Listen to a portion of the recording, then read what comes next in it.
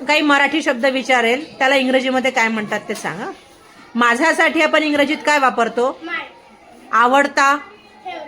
आणि आहे साठी काय वापरतात? इज.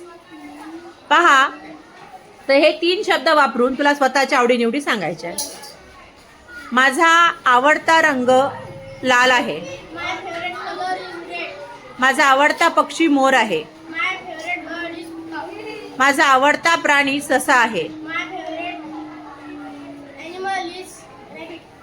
माझा आवडता पदार्थ डोसा आहे.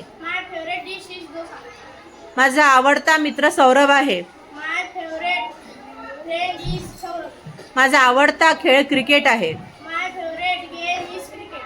माझा आवडता क्रिकेट खेळाडू धोनी आहे.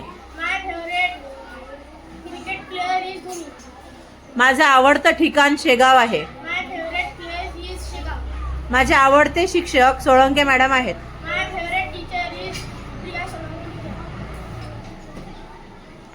माझा आवडता अभिनेता अजय देवगण आहे.